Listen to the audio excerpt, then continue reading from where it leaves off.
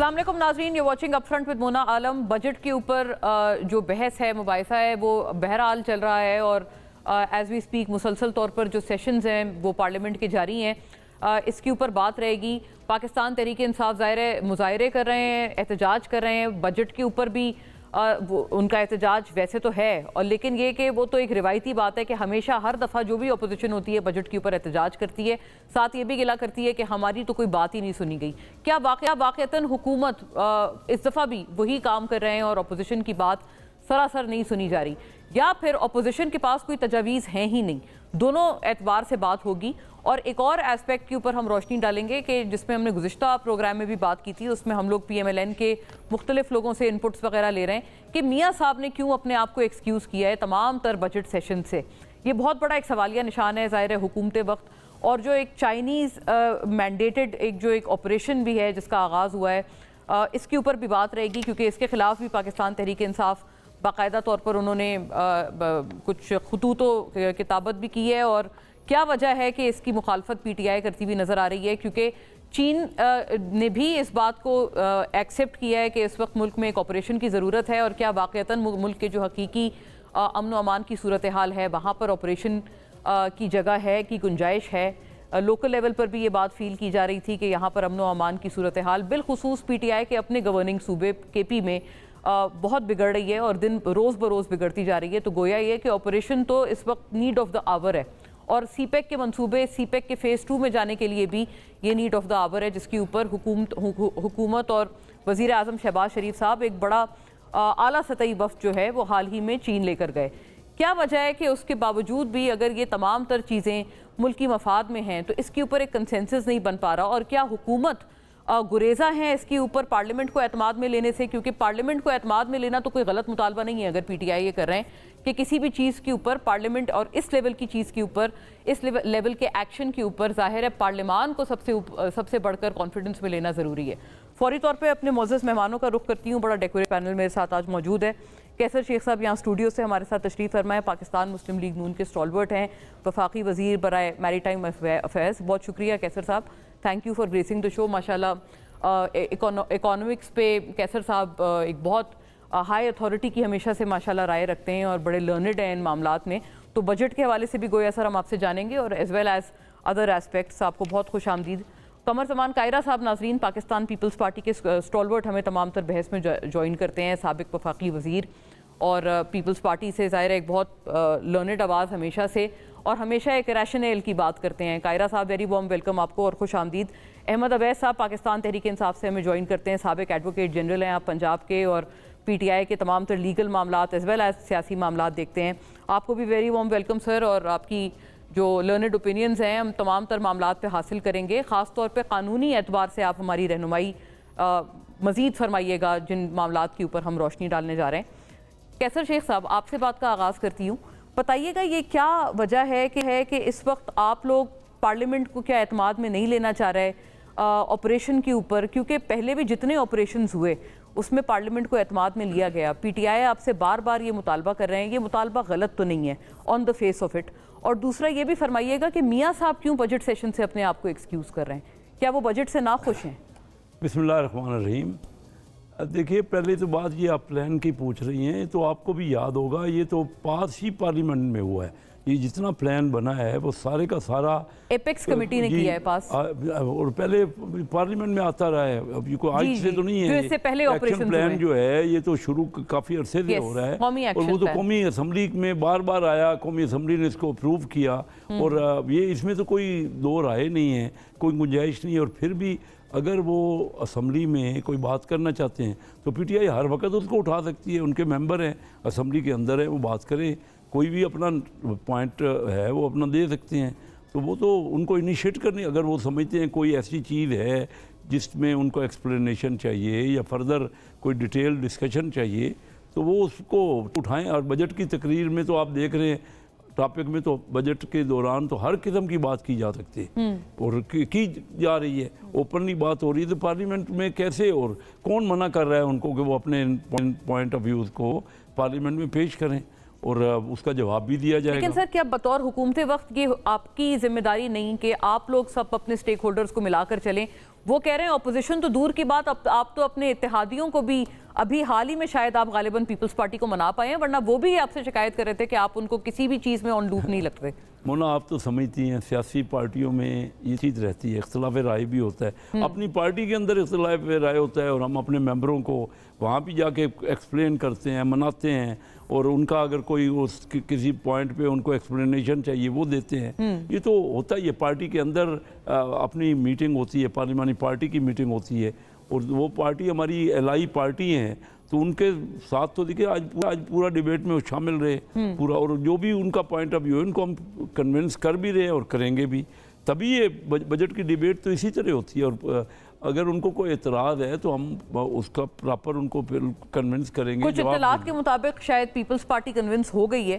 जी और जी जी यही आपके पास भी बिल्कुल आज मिल के सारा दिन उनके मेंबर, सारे सीनियर मेंबर भी तकरीर करते, खुर्शीद शाह साहब ने आज तकरीर की, नवीद कमर साहब ने तकरीर की, उनके तमाम लोग आज उनकी अपनी आसफा भुट्टो साहबा ने तकरीर की, तो सारे ही उनके स्टालबर्ट जो हैं वो शामिल हैं इस डिबेट में और उनके बड़ा कीमती हैं उनके मशवरे, उनकी राय, और बजट पे बड़ी सीर हासिल उन्होंने बात की है और बड़ी काम की बातें की हैं, उसको हम नोट डाउन कर रहे हैं। उसको बजट जब वाइंड अप होगा तो कोई चीज़ जो भी वो जिस तरह भी तय हुआ है उसको एकोमोडेट किया जाएगा, यानी उनकी जो भी शिकायत हैं उनको सुना जाएगा, आप अकोमोडेट करेंगे। लेकिन मियां साहब फिर क्यों नहीं आ रहे हैं? एक्सक्यूज क्यों कर लिया उन्होंने? मियां साहब ज़्यादातर आप देख रही हैं कि वहाँ पे भी बजट है, पंजाब का बहुत बड़ा सूबा है, उनकी बेटी वहाँ पे चीफ मिनिस्टर हैं, तो मियां साहब तो शामिल हैं ना उन तमाम मशावरत में। मियां साहब भी उनको गाइड कर रहे हैं, मियां साहब उनसे वो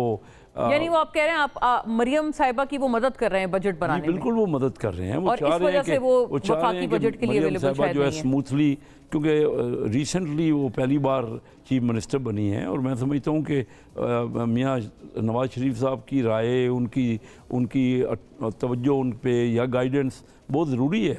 इस वजह से आप कहते हैं कि वो वहाँ मसरूफ़ है? यह मेरे ख्याल में, मेरे से डायरेक्ट तो बात नहीं हुई, लेकिन आपने मेरा अपनी राय पूछी है तो मेरे ख्याल में मैं देखता हूँ कि उनके साथ वो ज़्यादा इन्वॉल्व हैं और मसरूफ़ हैं और कोशिश कर रहे हैं कि सूबा जो है बहुत बड़ा सूबा है और काफ़ी आपको पता है कि 18वीं तरमीम के बाद तो सूबों के पास बहुत पावर है, तो कोशिश कर रहे हैं कि वो सूबे का लॉ एंड ऑर्डर, सूबे के मामलात और बजट पे डिस्कशन हो रही है तो उसको एडवाइस करें। आपका अपना ये व्यू है कि शायद वहाँ पर वो मसरूफ़ हैं। बहरहाल इसके ऊपर जो अपोजिशन है उन्होंने तो खासा वावेला मचाया हुआ है। वो कह रहे हैं कि बजट में आप लोगों ने इतने इजाफी टैक्सेस वगैरह लगाए हैं, इसके ऊपर भी हम बात करेंगे बजट के एस्पेक्ट्स पे। कायरा साहब, आप बताइएगा ये जो आमादगी अगर इत्तलात के मुताबिक हो गई है पाकिस्तान पीपल्स पार्टी की और आप लोग आमादा हैं अब बजट पे वफाकी हुकूमत को सपोर्ट करने को, तो वो किन शराइत पर हुई है? और हमने ये भी सुना था कि ड्यूरिंग नेगोशिएशंस जो आपकी PMLN से जारी थी, आपको इस बात की भी आपसे शिकायत की गई कि ये हर दफ़ा आप लोगों को बजट पे ये चीज़ आया, क्या हो जाता है आपको? पिछली दफ़ा भी बिलावल साहब बजट पे नाराज़ हो गए थे, फिर वो मान भी गए थे और उन्होंने कहा था कि थैंक यू अंकल डार।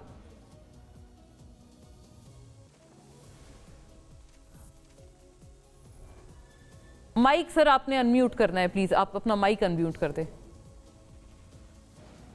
शुक्रिया मुन्ना जी। पहली बात तो ये है कि ये मैं इस बात की बिल्कुल तरदीद करता हूँ कि ऐसी कोई बात हुई। दूसरी, मुझे पहले कैसर शेख साहब और अहमद अवैस साहब मेरे सीनियर, मेरे बड़े भाई हैं, दोनों को अस्सलाम वालेकुम।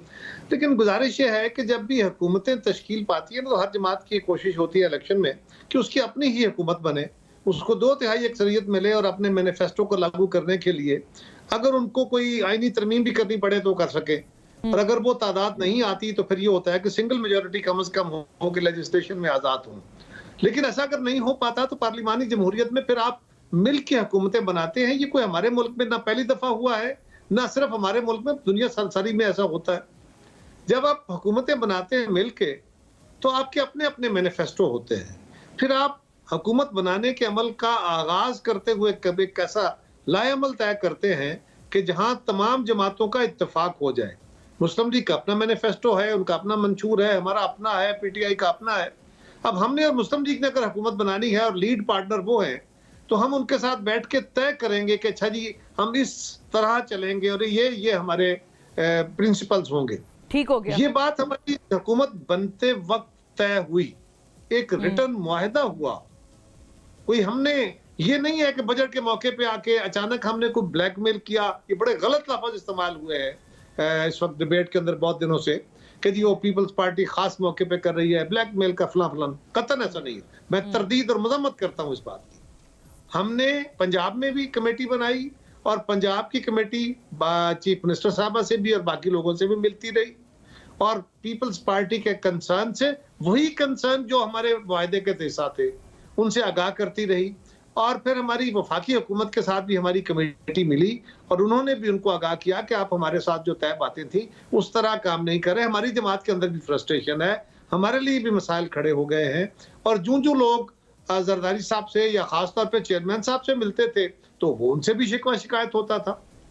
अब हम हुकूमत में बैठे हैं, गवर्नमेंट का बर्डन एक होता है ना जब आप मुश्किल में होते हैं तो वो भी बर्दाश्त कर रहे हैं। तो उस वक्त वो बात न सुनी गई। हम गवर्नमेंट की कोई नीयत पे शक नहीं कर रहे और कोई क़यामत नहीं आ गई। जब पार्लिमानी पार्टी की मीटिंग हुई जो ट्रेडिशनल होती है तो उसमें सब लोगों ने चेयरमैन साहब को कहा कि जनाब ये तो हमारे साथ बड़ी ज्यादती है, ये थोड़ा ही है कि हम मुरब्बत में जा बैठे ये करें वो करें, नहीं हमें पहले तय करना चाहिए। फिर ये तय हुआ कि ठीक है आप अपना एक और लाउडर मैसेज देते हुए, ये ना होता तो अच्छा था, इससे पहले तय हो जाता। लेकिन क्या फैसला हुआ कि हमारे 3-4 सीनियर मेंबर जाएं, वो बैठे पार्टिसिपेट करें, लेकिन हम टोकन के तौर पे एहतजाज कर दें कि जी आपने हमारे साथ जो तय किया था वो नहीं कर रहे। बिलावल साहब तो वॉकआउट कर गए थे और घर चले गए थे उस रोज। वॉकआउट एक और लफ्ज होता है जी, वो वॉकआउट नहीं करके गए थे, वो बाकी अपने मेंबरान के साथ चले गए थे। वॉकआउट होता है कि मैं एहतजाज करते हुए कहूँ मैं अभी आपकी बात नहीं सुनता, मैं निकल रहा हूँ। अच्छा वॉकआउट तो उन्होंने, ठीक है, अगर वो वॉकआउट करके गए तो फिर खुर्शीद शाह साहब, नवीद कमर साहब, एजाज जाकरानी साहब या हमारे बाकी दोस्त ना जाते। फिर वो नहीं हो सकता लीडर जा रहा हो वॉकआउट करके आप वहां बैठे हो, तो ये नहीं था। एक एहतजाज था, बहरहाल वो एक तरह का एहतजाज था, लेकिन ये कोई अचंभा का नहीं था, एक बड़ी क़यामत नहीं आ गई। मैंने पहले कहा ना कि अच्छा होता ये वक्त ना आता, लेकिन आ गया। और फिर क्या होता है कि डेमोक्रेसी में बैठ के डायलॉग करते हैं, डायलॉग हुआ, मुख्तलिफ सतह का हुआ, चीजें सेटल हो गई। और क्या हुआ, वही मुआहदा जो हमारा गवर्नमेंट बनाने से पहले हुआ उसी पे अमल दरामद की बात हुई है, कोई नई बात नहीं हुई है। और तीसरी बात यह है कि उसके बाद कुछ हमारे मुस्लिम लीग के दोस्तों की तरफ से तल्ख बातें हुई जो कि नामुनासिब थी, उसके जवाब में हमारी तरफ से भी जैसे से आपका मुराद बड़ी गलत बात है। अब मैं कुछ का नाम लूंगा फिर वो नहीं नाम ना ले, क्योंकि मैं आप मीटिंग की बात कर रहे हैं, थोड़ी वजाहत कर देना कि आप मीटिंग की बात करते हैं कि मीटिंग में कोई तल्ख बातें हुई, क्योंकि मीटिंग में नहीं हुई।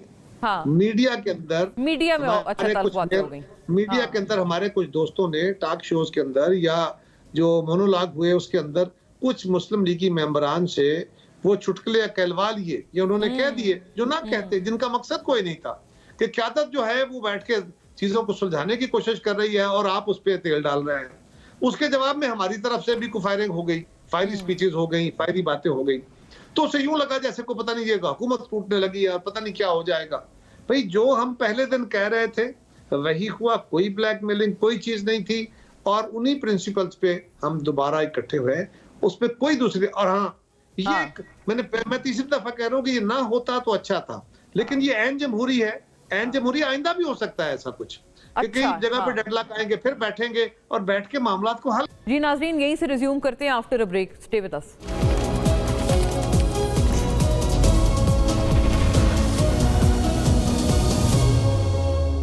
Welcome back. वहीं से बात को आगे बढ़ाते हुए अवैस साहब, ये कि दो इत्तेहादी हैं और जैसे अभी कैसर साहब भी कह रहे थे कि एक पार्टी के अंदर भी इख्तिलाफ हो जाता है, तो ये बात शायद पीटीआई उसके ऊपर एक्साइटेड हो गई, ऐसा कुछ था कि आपको लगा कि अब इनकी जो अलायंस है वो टूट जाएगी। और ऐसी बातें भी हमने मीडिया में सुनी थी कुछ पीटीआई के रहनुमाओं से कि अब पीपल्स पार्टी आपके साथ बातचीत में आ जाएगी। पीटीआई और एमकेएम का जब इत्तेहाद था तो एमकेएम इनसे कितनी दफा नाराज हुई? बिल्कुल हुई। अहमद साहब, तो इस दफा आप लोगों ने उसको फितरी क्यों ना समझा, या आपकी जमात ने इसको फितरी क्यों ना समझा, ये जो इख्तिलाफ या थोड़ी बहुत जो भी कोई चिपकलिश आ गई थी दो इत्तेहादियों में, इसका जवाब फरमाइए। और दूसरा, नेशनल एक्शन प्लान के ऊपर अब आपको इख्तिलाफात कहाँ से याद आ गए, क्योंकि ये तो हम पूरी पार्लियामेंट ने, पूरे कौम ने, मुल्क ने इसको तरतीब दिया था आर्मी पब्लिक स्कूल के सानिया के बाद?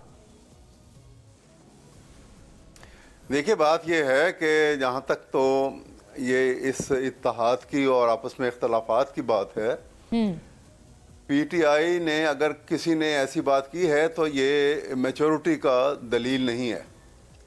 ये शो करता है कि ये बात जो है ये बड़ी इमेच्योरिटी की बात है, क्योंकि जब इत्तेहाद होते हैं, ख़ुसूसन जब कोई कोलिशन बनती है पावर शेयरिंग के लिए, हुकूमत बनाने, हुकूमत साजी के अंदर, तो वो इतने फ्रेजाइल नहीं होते हैं कि वो छोटी सी बात के ऊपर वो टूट जाएंगे। ना टूटा करते हैं, ना टूट सकते हैं, क्योंकि दोनों के जो पार्टी जो हैं, बड़ी पार्टी और छोटी पार्टी, उनके बड़े अपने मफादात जो उसके साथ होते हैं। और एक बात मैं और कहूँगा कि हमारे यहाँ पे एक रवायत बन गई है कि हम सिर्फ पॉलिटिकल पार्टीज़ को, वो जब इत्तेहाद में आ रही हैं या इख्तलाफात में होती हैं, तो हम समझते हैं कि यही हम ही लोग सिर्फ स्टेक होल्डर हैं।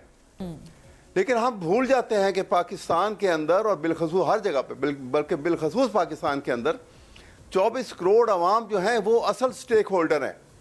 और हमारा तमाम पॉलिसी, हमारे तमाम प्रोजेक्ट, हर चीज़ जो है ना, वो हमारा मतमा नज़र जो है वो अवाम होना चाहिए कि उनको कैसे फैसिलिटेट करना है और उनके हालात को बेहतर बनाने के लिए हमने क्या क्या सिंसियर एफर्ट करनी है। यकीनन ऐसा नहीं है कि वो हर एफर्ट कामयाब हो जाएगी, लेकिन एटलीस्ट जो प्रोजेक्ट हों, जो पॉलिसीज़ हों, उनकी बुनियाद ऐसी होनी चाहिए कि जिसमें उनके हालात ज़िंदगी जो हैं और उनका लाइफ स्टेटस जो है बिल्कुल सही बात है, अपग्रेड करने के लिए हमारी ताकत हो।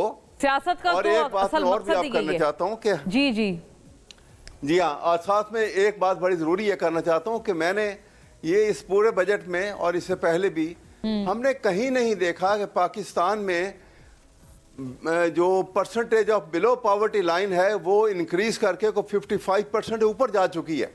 हालात इतने ख़राब, हमारी जो माशी और माशरती बदहाली हुई है, तो किसी ने वो जो बिलो पॉवर्टी लाइन जो ज़िंदगी है उसके मतलब ना किसी ने कोई डिबेट की है, ना बातचीत की है, ना उन लोगों के हालात को संवारने के लिए तो कोई मैं सर अगर एक आपसे अर्ज करता हूं अहमद साहब, 55, ये बिल्कुल आप सही कह रहे हैं कि पॉवर्टी लाइन से नीचे जो हमारे अवाम गए हैं 55% अब उसकी शरह हो गई है, लेकिन ये कि आपने बतौर अपोजिशन इसके ऊपर आवाज क्यों ना उठाई, बल्कि उल्टा हमने देखा कि एक आपके एमएनए है मस्ती खेल साहब, उन्होंने बहुत एक गलत गैर पार्लिमानी अल्फाज का इस्तेमाल किया, उसके बाद फिर उनको बजट सेशन से पूरे के लिए निकाल दिया गया।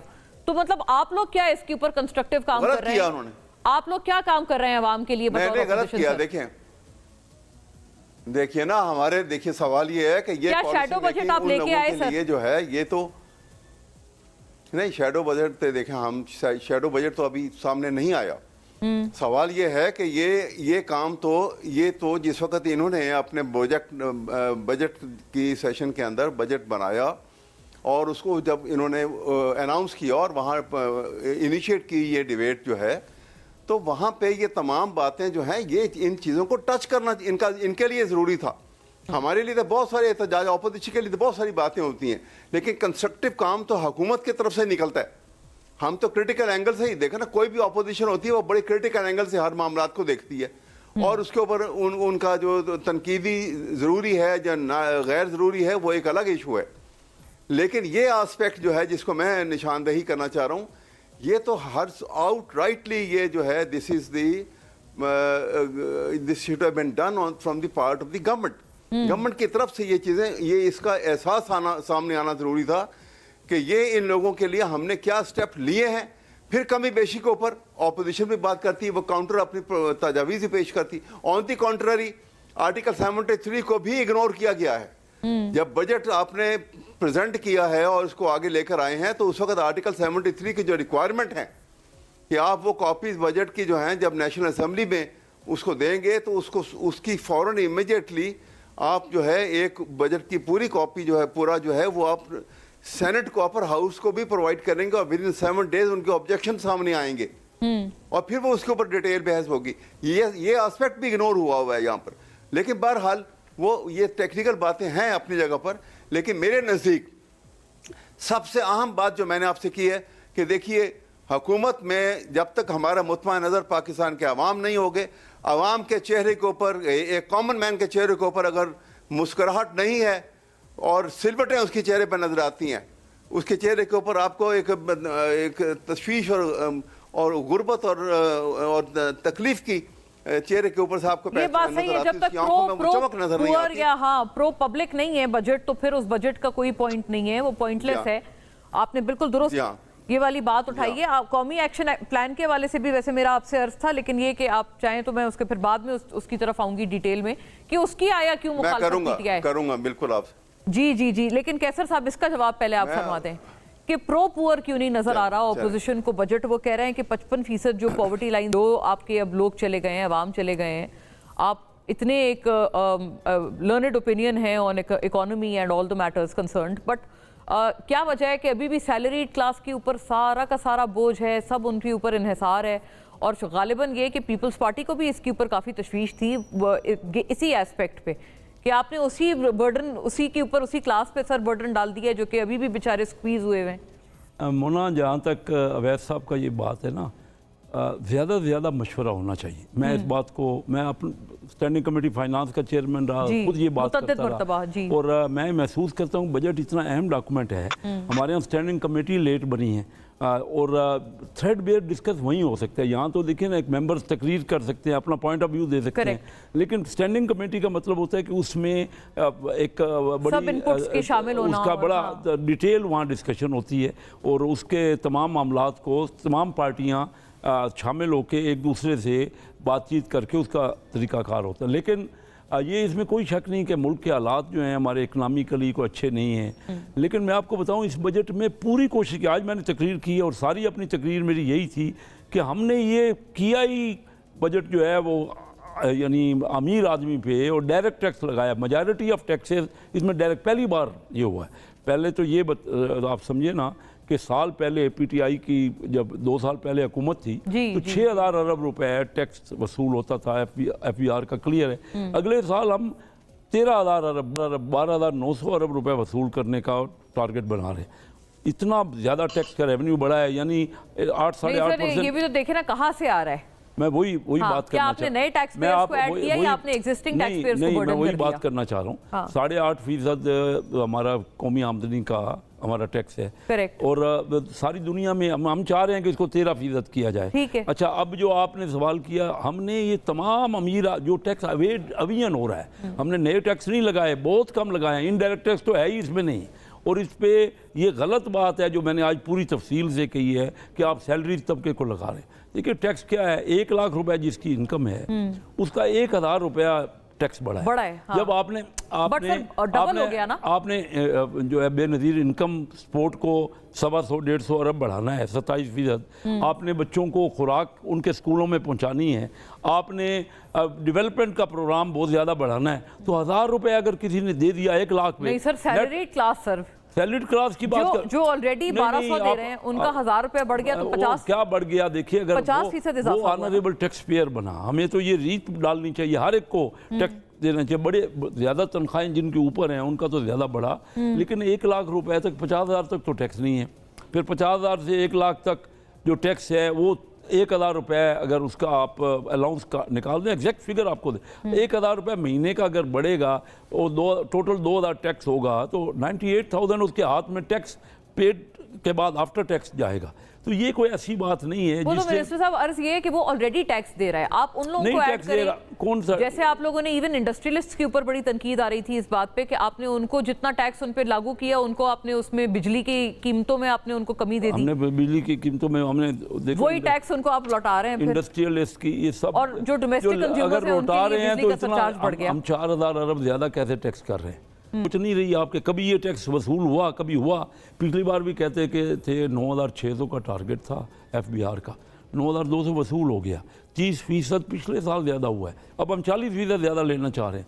तो अगर टैक्स ही कम कर दिए तो कहाँ से वसूल करेंगे? हम टैक्स की जो अभी अमीर आदमी पे हमने टैक्स लगाया है, हमने एक्सपोर्टर्स को जो कमाई करते हैं उनको बहुत बड़ी कमाई, मेरी कम्युनिटी से हैं, मेरे दोस्त हैं, मेरे रिश्तेदार हैं, लेकिन उनकी कमाई जिनकी है अगर इनकम पे नहीं देंगे, और छोटा जो एक्सपोर्टर है ना उसको बेनिफिट मिला, पहले एक फिक्स टैक्स था। एग्रीकल्चरल इनकम पे भी कहते हैं एग्रीकल्चर पे लगाना और लगाना कम लगाया, बहुत कम लगाया है। एग्रीकल्चर ने हमारी ग्रोथ भी की है।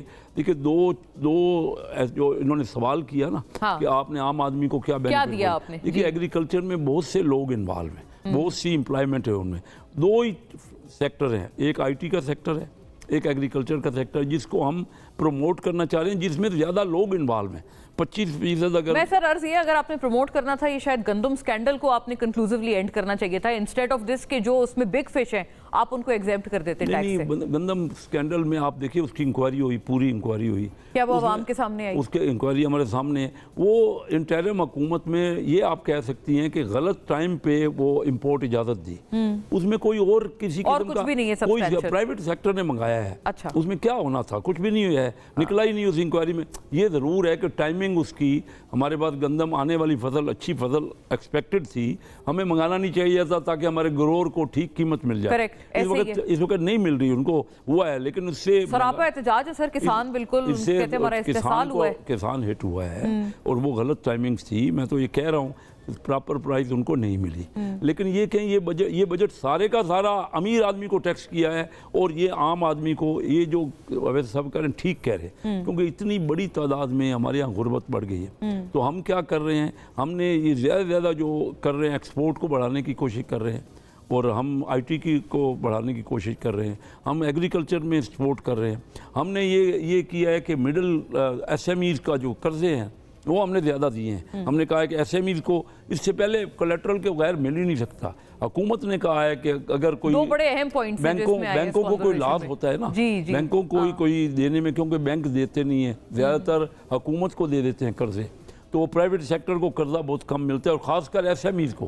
पूरे, मैंने आज अपनी तकरीर में कहा है कि पूरे कर्ज़ों का सिर्फ 6% छोटे और दरमियाने बिजनेसमैन को या ग्रोअर को मिलता है, बाकी 94% तो सारा अमीर को मिल जाता है। और क्या हुआ, अमीर को देखें, $3 बिलियन PTI के दौर में 150 अमीरों को दे दिया गया, मेरी क्लास है। लेकिन ये बात नहीं है कि आप 0% पे $3 अरब, जो कि 800 अरब रुपए, जब पाकिस्तान के बाद डॉलर ही नहीं थे, एक्सचेंज ही नहीं था। आप देखिए कि 2 साल पहले, मैं बात को ख़त्म कर रहा हूँ, 2 साल पहले $80 अरब की इंपोर्ट थी और $30 अरब की एक्सपोर्ट थी, $50 अरब का ट्रेड गैप डेफिसिट था। ठीक है, अभी 25 अरब कर हो गया 2 सालों में। हमने तवज्जो की है उधर। आपने इंपोर्ट पे वो नहीं लगाया हुआ, आपने कदगन नहीं लगाई हुई? कदगन कोई अभी आजकल कोई बीच में कदगन थी, सही है, आजकल कोई कदगन नहीं। ठीक है जी नाजरीन, यहीं से रिज्यूम करते हैं after a break. Stay with us.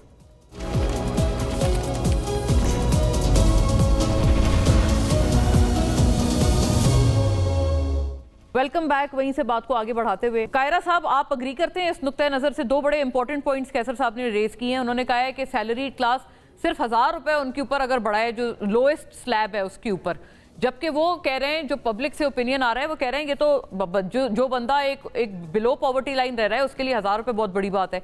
Number 2, ये जो गंदम स्कैंडल है, वो कहते हैं कुछ भी सब्सटेंशियल नहीं निकला। हाँ, टाइमिंग गलत थी, लेकिन आप उसको ये नहीं कह सकते कि वो हुकूमत के ऊपर बहुत बड़ा एक स्कैंडल था जिसको सामने आना चाहिए था या कुछ ऐसा था। Do you agree with these points? मैं इन बातों पे बात करने से पहले छोटी छोटी 2 बातें कर लूं। एक तो काश हम सारे दोस्त जो है ना, वो अहमद अवैस साहब की तरह खुले दिल से गलतियों को करना शुरू कर दें। हम तो अपनी अपनी जमात को बैठ के इस तरह डिफेंड कर रहे होते हैं जिस तरह हमारी जमात जो सारे है वो फरिश्तों से भरी हुई है और हमसे गलतियां होती ही नहीं। तो ये बड़ा आला ट्रेंड है, आई अप्रिशिएट दैट, और ये हम सबको अडॉप्ट करना चाहिए और गलतियों से एतराज करना चाहिए। बिल्कुल। दूसरी, मैं इसको अप्रिशिएट। दूसरी बात यह है कि जो 55% पॉवर्टी लाइन है ना, poverty line basically poverty indicator का भी लेवल बढ़ाया गया है। पहले पॉवर्टी था $1 a day, less than $1 a day poverty line थी। फिर $2 a डे, फिर अब $2 से भी ज्यादा हो गई है। तो जब आप उस जो स्लैब है उसको बढ़ा देते हैं पॉवर्टी लेवल की, तो जो नेचुरली उसको बढ़ाना चाहिए भी, क्योंकि महंगाई हुई, बाकी चीजें हुई। सो अगर आप ओवरऑल देखते हैं तो समाज के अंदर लोगों की हालात कार और उनकी इनकम में इजाफा हुआ, पुअरेस्ट ऑफ द पुअर में भी, लेकिन वहां उनकी नीड्स भी बढ़ी हैं। सो वो जो $2 a डे या $2+ a डे वाला इनकम का सोर्स आया, लेवल आया, उसकी वजह से भी ये बहुत बड़ा फर्क आया है। लेकिन इसमें कोई शक नहीं है कि पाकिस्तान में इस वक्त सिर्फ पाकिस्तान में नहीं बल्कि दुनिया भर में ये एक बड़ा चैलेंज आ गया है कि अमारत और गुर्बत का जो गैप है वो फिर बढ़ना शुरू हो गया है। दरमियान में जो सोशल डेमोक्रेसी का एक दौर आया था, इसमें इस गैप को ब्रिज करने की दुनिया भर में कोशिश हुई। हमारा निजाम दुनिया से कट के अपना निजाम नहीं बन सकता, हम दुनिया के साथ चलते हैं। तीसरी गुजारिश, आपने फरमाया कि गंदम के स्कैंडल का भी, अच्छा तनख्वाहदार तबके का मैं गुजारिश कर लूं। पहली बात तो यह है कि 60,000 की इनकम जिसकी है, 60,000 या 50,000, 6 लाख रुपया जिसकी इनकम है, उसके ऊपर तो टैक्स एग्जेम्प्टेड है। अब उससे ज्यादा स्लैब है। पहले बात यह है कि तनख्वाहदार तबके की जो थोड़ी तनख्वाह वाला है, यानी जो 2 लाख रुपए तक या 1.5 लाख रुपए तक महीने की तनख्वाह लेता है, उसकी आमदन के ऊपर तो 25% इजाफा भी किया गया है, और 25% इजाफा करके अगर 1% टैक्स बढ़ा दिया है तो कौन सी क़यामत आ गई है कि हम कह रहे हैं कि जनाब ये बड़ी बड़ी क़यामत आ गई है। पहले वो 20% देता था।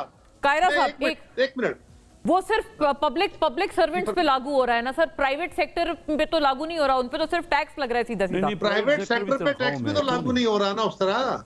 अगर प्राइवेट सेक्टर उस तरह तनख्वाहें नहीं देगा तो ये गवर्नमेंट उसको कोशिश करेगी, लेकिन प्राइवेट सेक्टर के अंदर सब लोग जो प्राइवेट तनख्वाहदार हैं या मुलाजमतें करते हैं वो सारे टैक्स नेट में हैं भी नहीं। सो ये इतना नहीं है कि जी गवर्नमेंट, और गवर्नमेंट कोई किसी हिंदुस्तान के आके बैठ के पाकिस्तान का बजट नहीं बना रही। ये लोगों को जवाबदेह गवर्नमेंटें होती हैं, ये गवर्नमेंट हो, पिछली हो, उससे पहली हो।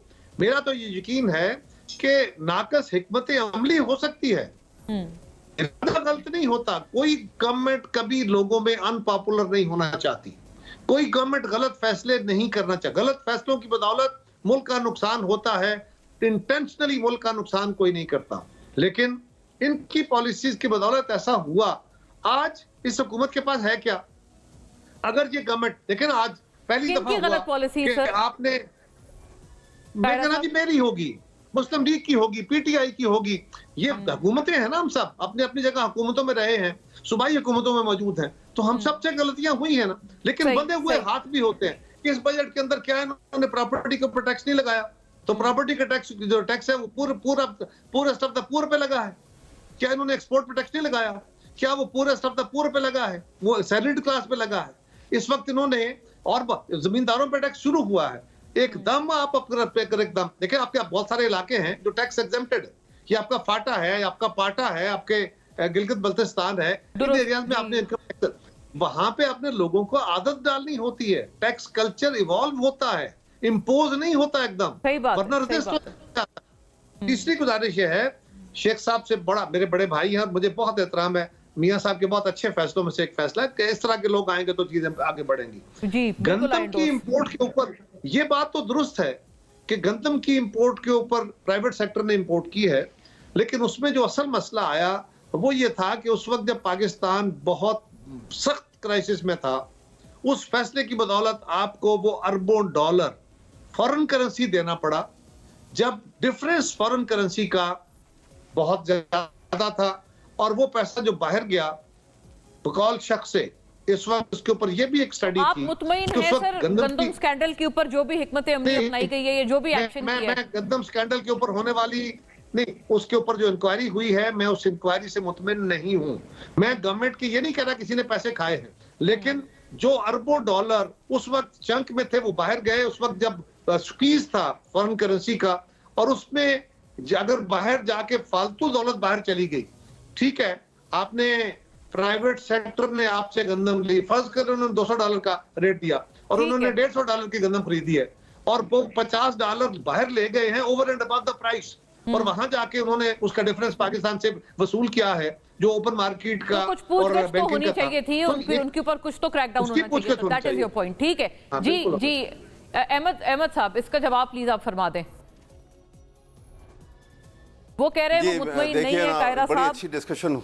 जी जी प्लीज गो अहेड। ये सही कहा, मैं उनसे इत्तेफाक करता हूँ, ये उन्होंने ठीक कहा कि मुतमईन नहीं है। देखिए ये कह देना काफ़ी नहीं है कैसर साहब का कि वो उस ज़माने में ये वो गलती हुई और ऐसा, कि सिर्फ गलती की बात नहीं है। देखिए मैं आपको कहूँगा कि देखिए, हर आदमी जिस वक्त वो किसी ऐसी पोजीशन में आता है कि इम्पोर्टेंट पोर्टफोलियो उसके पास हो और उसने अहम फैसले करने होते हैं उस गिवन टाइम के अंदर, तो उसके ऊपर बहुत बड़ी जिम्मेदारी होती है। अब केयर टेकर जब सेटअप आता है ना, तो उसके लिए पूरा कानून बना हुआ है। ये नहीं है कि वो जो दिल आएगा कर लेंगे। जब केयर टेकर सेटअप आया, प्रोविंसेस के अंदर भी आ गया और फेडरल गवर्नमेंट में भी, ऊपर फेडरेशन के अंदर भी आ गया, तो उसमें जो इलेक्शन लॉज हैं 2017 के, उसका एक सेक्शन है 230, वो बड़ी डिटेल से ये बताता है कि केयर टेकर जब आएगा, गवर्नमेंट आएगी, तो वो केयर टेकर सेटअप ने क्या क्या करना है, उसका मतवा नजर क्या है। करेक्ट। मेनली उसका काम ये है कि गिवन 90 डेज के अंदर उसने फैसिलिटेट करना है इलेक्शन कमीशन ऑफ पाकिस्तान को कि फेयर, ट्रांसपेरेंट और free election with in time करवाई जाए। पहली बात ये। इसके बाद कोई पॉलिसी परमानेंट नहीं है वो बना सकते। कोई कहीं पैसे का लेन देन जहां पे हो, लेकिन आपको सर याद होगा पिछली पार्लियामेंट ने एक्सटेंड किए थे उनके इख्तियारात केयर टेकर सेटअप के। मैं उन्हीं के मुताबिक का बता रहा हूँ, जो उन्होंने किए थे वो यही थे। अच्छा, राइट। जो रनिंग पॉलिसीज थी, उन पॉलिसीज की कंटिन्यूएशन के ऊपर था।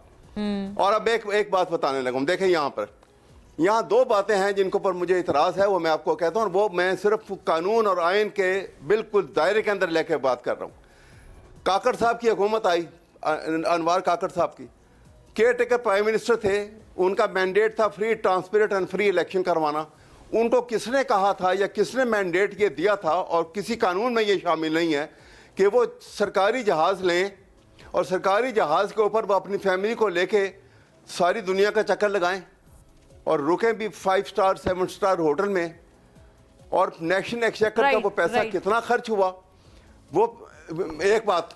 और वो पैसा निकालना चाहिए था, उनसे लेना चाहिए था, जो बात नहीं हुई किसी ने। इसी तरह से गंदम की बात आप करते हैं, प्राइवेट सेक्टर का एक भी कोई क्लोजिंग का कहा जा रहा है, अनफॉर्चुनेटली आउट ऑफ टाइम।